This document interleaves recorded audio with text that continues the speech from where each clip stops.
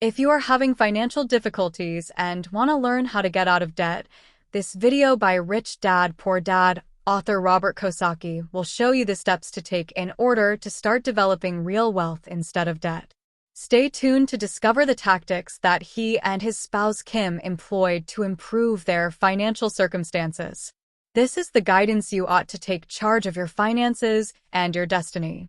If you are interested in this topic, then type "let's go" in the comment right now. Just comment "let's go." When I see your comment, I'll give you a heart. And if you want to help the channel, leave a like and subscribe. It takes less than a second and helps the channel a lot. Let's get started. Robert Kiyosaki starts by sharing his own story of being in debt. Kim and I have been married for over 30 years, but we started from scratch. People think she married me because of my money, but that's not true. At that time, I was between businesses and had lost my second venture, so not only did I not have money, but we also had a lot of debt. We had debts of $800,000, which was a huge learning experience. In the end, we managed to pay it all off, but the lesson remains: how do you pay off your debts as quickly as possible? Many people say to cut up your credit cards, but I find that absurd because a credit card isn't the problem. In fact, I really like credit cards. Let's start with the steps to get out of debt. Step 1. Tell the truth to yourself. The most arduous tasks I faced were rooted in the stark contrast between Kim's financial experiences and my own. While she had never encountered a financial disaster, I had grappled with it firsthand. The irony lay in my outward appearance: driving a Mercedes, dining at upscale restaurants, and maintaining an illusion of wealth. Yet, beneath the facade, I was drowning in debt. I prayed fervently, hoping money would miraculously appear, all while pretending to be financially secure. But the truth was undeniable: I was ruined. Deception might work with girlfriends, but it's a different story with your spouse. So, the pivotal moment arrived when I had to confess to Kim that my apparent affluence was a mirage. I wasn't as rich as I seemed. This revelation was more than just honesty. It was the first step toward aligning my reality with my aspirations. You see, if you're aiming for a specific destination, you won't get there unless you acknowledge your starting point. Honesty, therefore, becomes the compass guiding us toward our goals. Remember, self-awareness and transparency pave the way for growth and success. Step 2. Quit taking out unpayable loans.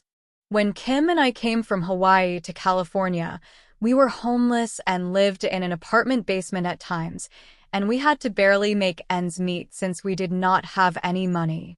Sometimes, this meant making a minor sacrifice right away. Kim barely had enough money to last her through the weekend until Sunday night, when I returned home.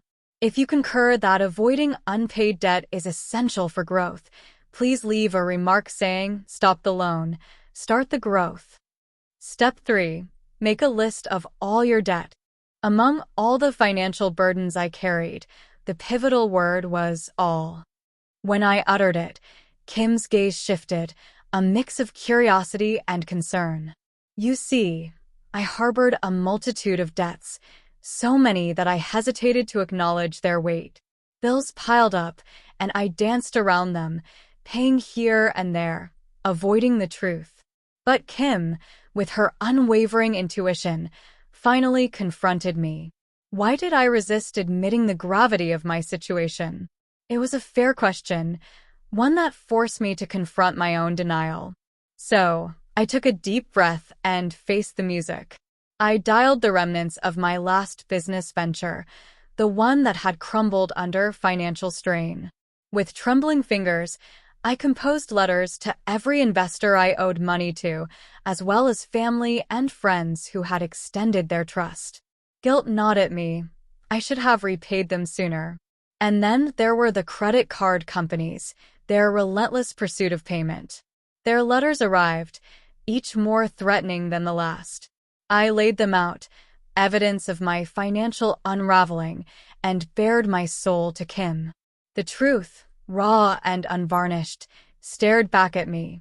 You know, facing debts isn't just about numbers. It's about reclaiming your freedom. So, If you've ever grappled with the weight of financial obligations, share your story. Your experience might be the lifeline someone else needs. And if you believe in confronting all your debts head-on, drop a comment. Face your debts. Find your freedom. Remember, openness and shared experiences can light the path toward financial recovery. Step 4. Appoint an accountant. In the throes of deep debt, I grappled with maintaining my own financial records.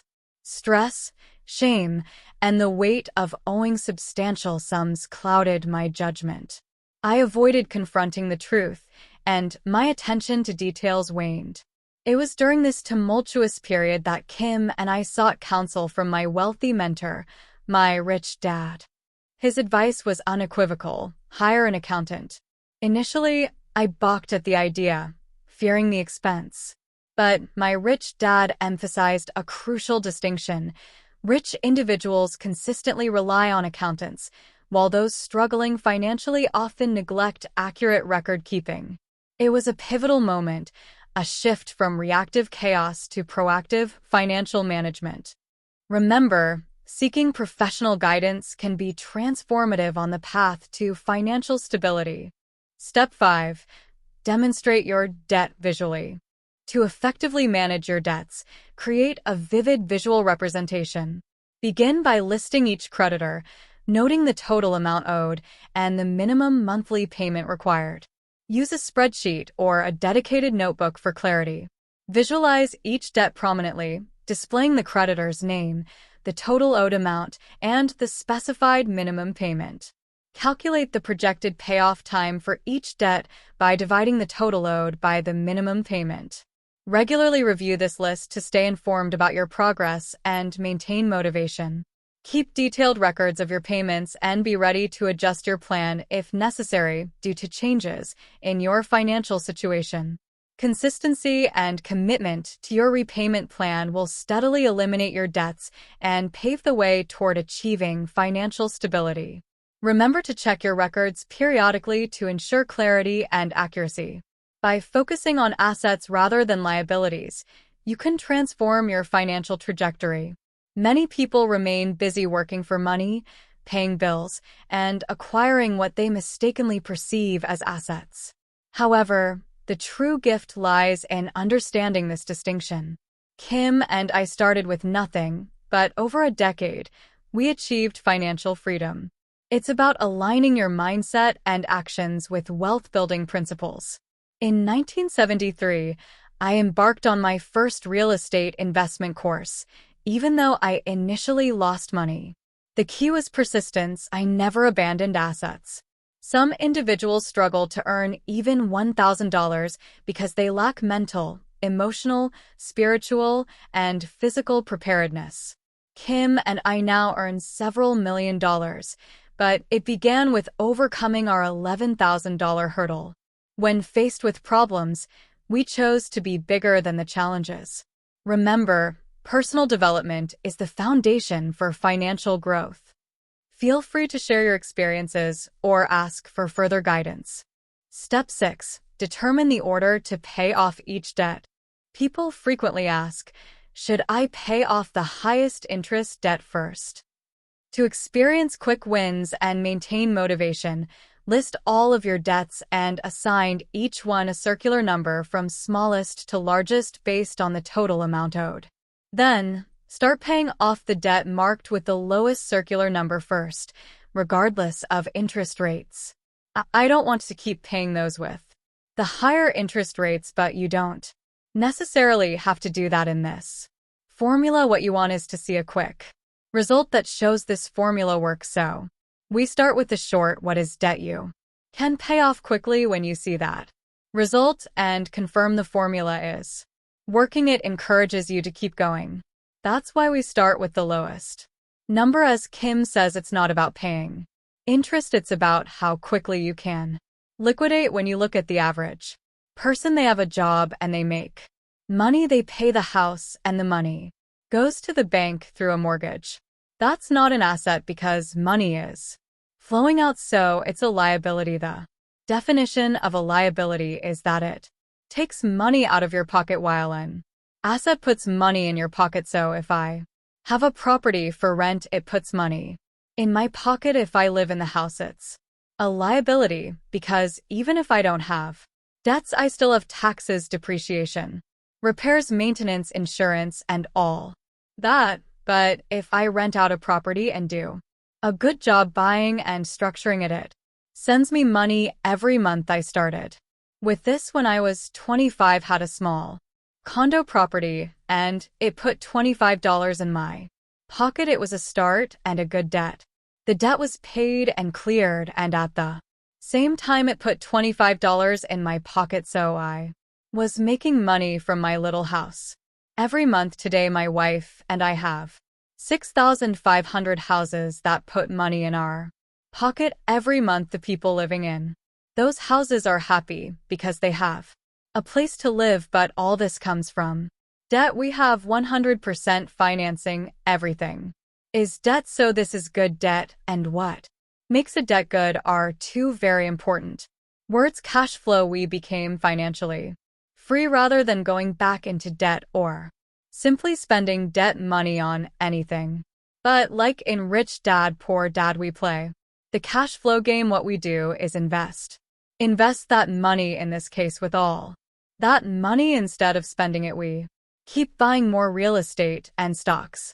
Essentially, we use debt to generate income and pay our debts. Nowadays, Kim and I have 7 cars, many houses, and we travel by private jet, but all of this is done with the cash flow from our investments, not with our credit cards. We have no debts, just steady income from our investment. So our assets outweigh our liabilities. The reason many people get into trouble is that they buy liabilities first and then try to buy assets. This never works, and they keep buying more stuff and accumulating bad debt. Instead, I buy my liabilities with my assets so I can have a great lifestyle. The best part is we don't have to worry about money or anything because we simply have more and more money coming in constantly. This process requires discipline and dedication. Remember, it's a process that will take you from where you are to where you want to be. If you don't have dedication and discipline, the process will fall apart. I encourage you to share this video with people you know who might need this advice. If you want to continue learning about improving your finances and achieving wealth, subscribe to our channel. Here you'll find valuable content about investing, saving, and enhancing your personal finances. You can also learn from the experiences and advice of experts in the business and finance world who can help you reach your financial goals. If this video has enriched your life and you're ready to leverage it to your advantage, I'd love to hear your thoughts. Feel free to share your insights and drop a comment saying you watched the video till the very end. I'll be sure to give you a heart. Now, let's talk about 3 crucial steps for success. Like this video, it's a small action that can lead to big results. Subscribe to this channel. Stay connected for life-transforming information every week. Turn on notifications. Don't miss out on future videos packed with golden nuggets of knowledge. Remember, your subscription fuels our mission to empower you. And if you're curious about achieving financial success and generational wealth, check out the next video. You're the real money maker. Go watch it now. Feel free to share this message with others who might find it valuable.